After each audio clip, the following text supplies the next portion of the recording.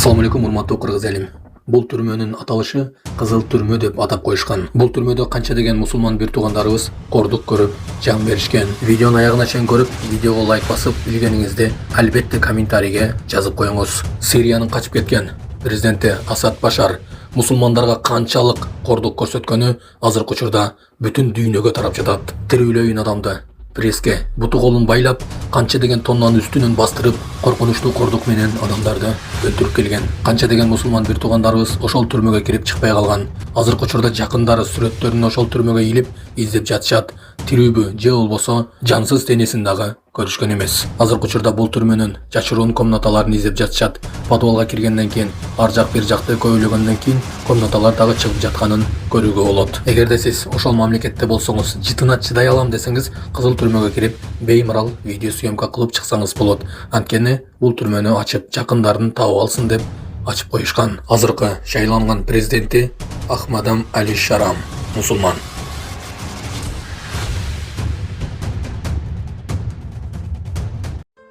Урматтуу Москва шаарындагы мекендештер, чет жерде мыйзамдарды сактаңыз, документтериңиздерди толуктаңыздар. Россияда каттоого туруу, регистрация, продление, Сахарова карточка, трудовой договор, кара тизмеден текшерүү, ННН, СНИЛС, ОМС, ДМС, башка тилге которуу, документтик иштерде кандай көйгөй жаралса жардам беребиз. Толук маалымат алуу үчүн +7 991 247 84 21.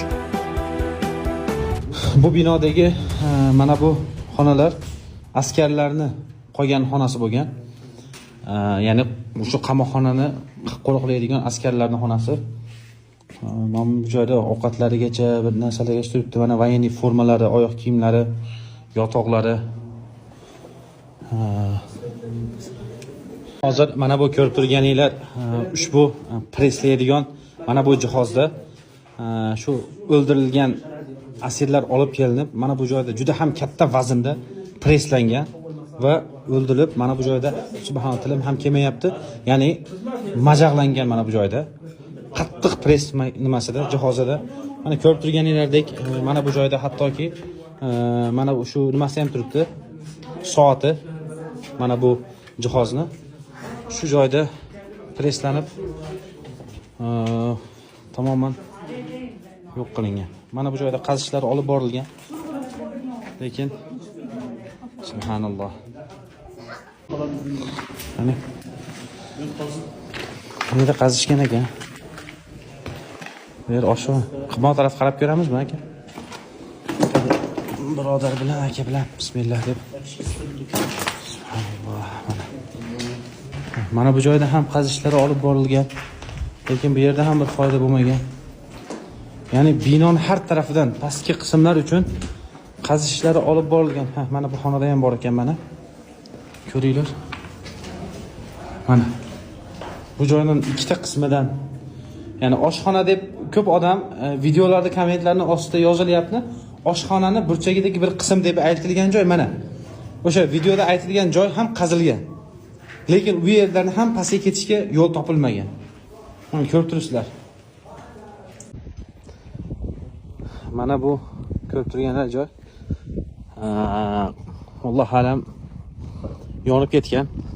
Ya'ni bu yerda katta ehtimol bilan mahbuslarga oid ma'lumotlar, varaqlar, dokumentlar bo'lgan bo'lsa, yo'q chiqib ketishgan. Sidney qamoqxonasida hamma yer sim to'rlar bilan o'ralgan. Ya'ni bu yerdan umuman chiqib ketishlikning iloji yo'q. Umuman iloji yo'q. Subhanalloh.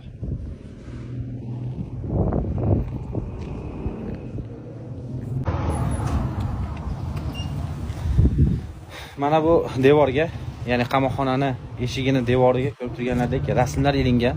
Ya'ni mana bu yaqinlari, qarindoshlarini qidirib kelgan odamlar shu yaqinlarini rasmlarini ilishgan. Ya'ni ularni qarindoshlari haqida biror bir ma'lumot chiqmagani uchun qamoqxonadan, ya'ni qidirish maqsadida qamoqxonaning eshigiga rasmlarni ilib qo'yishgan. Ya'ni biror bir ma'lumot bo'ladigan bo'lsa bizga xabar qilinglar degan maqsadda yoshlar 1975-yilda tug'ilgan, 94-yilda tug'ilganlar. Alloh alam bular katta ehtimol bilan qiynoqlar ostida, zulmlar ostida o'ldirilgan shahid qilingan shaxslar bo'lishligi mumkin. Chunki har haftasiga nechilagan musulmonlar mana bu qamoqxonada qatl qilingan. Hasbiyalloh. Inshaalloh endi umid qilib turibmiz, balki bular chiqib qolgandir, balki ozodlikdadir. Yaqinlariga Alloh taolo sabr bersin.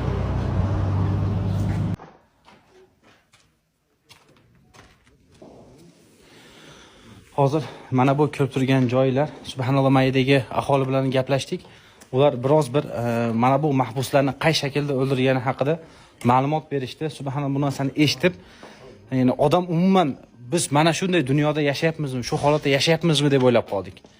Subhanalloh, ya'ni Bashar Asadni zulmini qay darajadaligini ochiqlab berishdi. Mana ko'rib turganlar ushbu mana bu joylarda shu mana bu qamoqxonadagi asirlar olib chiqilingan, shu iplariga bog'lanib bitta shu yerda o'ldirilgan, osilib.